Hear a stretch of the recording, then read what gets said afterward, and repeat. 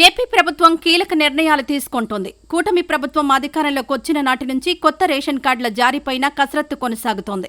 లక్షలాది మంది లబ్ధిదారులు కొత్త కార్డుల జారీతో పాటుగా పేర్ల చేర్పుల కోసం వేచి చూస్తున్నారు.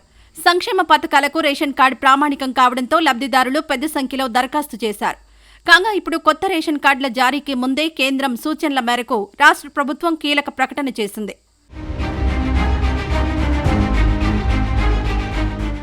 ఏపీ ప్రభుత్వం రేషన్ కార్డు లబ్ధిదారులకు కీలక అప్డేట్ ఇచ్చింది.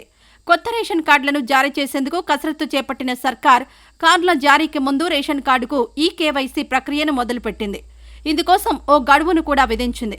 ఏప్రిల్ 30 వరకు రేషన్ కార్డు ఈకేవైసీ చేసుకునేందుకు గడువు విధించింది సర్కార్. అయితే ఏప్రిల్ 30 తేదీ దాటినప్పటికీ కొందరు ఈకేవైసీ ప్రక్రియను పూర్తి చేయలేదు. అయినా పూర్తి స్థాయిలో లబ్ధిదారులు ఈకేవైసీ పూర్తి చేయలేదని ప్రభుత్వం గుర్తించింది.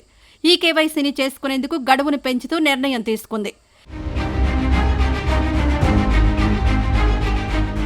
ఈ గడువును జూన్ 30 వరకు పొడిగిస్తూ ప్రభుత్వం ఆదేశాలు జారీ చేసింది. ఆ గడువులోపు ఈకేవైసీని పూర్తి చేయాలని స్పష్టం చేసింది.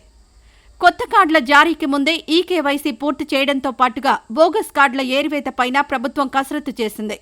అందులో భాగంగా ఈకేవైసీ పూర్తి చేసుకునేందుకు ఏప్రిల్ 30 వరకు గడువు విధిస్తూ ఆలోపు ఈ ప్రక్రియను పూర్తి చేయని పక్షంలో రేషన్ సరుకులు నిలిపివేస్తామని అధికారులు ప్రకటనలిచ్చారు. అలాగే ఆన్లైన్లో కూడా ఈకేవైసీని చేసుకునే విధానాన్ని కూడా అమల్లోకి తీసుకొచ్చారు. దీంతో లబ్ధిదారులకు వెసులుబాటు కల్పిస్తూ మరో 2 నెలల పాటు గడువును పొడిగిస్తూ ప్రభుత్వం నిర్ణయం తీసుకుంది. పరీక్షల కారణంగా కార్డుల్లో పేరున్నా చాలా మంది విద్యార్థులు వేరే ప్రాంతాల్లో ఉంటూ చదువుకోవడం వల్ల కూడా వారు ఈకేవైసీని చేసుకోలేకపోయారు. ఈ సమస్యలన్నీ ప్రభుత్వం దృష్టికి రావడంతో ఈకేవైసీ చేసుకునేందుకు గడువు పెంచాలని నిర్ణయించింది. అందులో భాగంగా జూన్ 30 వరకు ఈకేవైసీ చేసుకునేందుకు వెసులుబాటు కల్పించింది.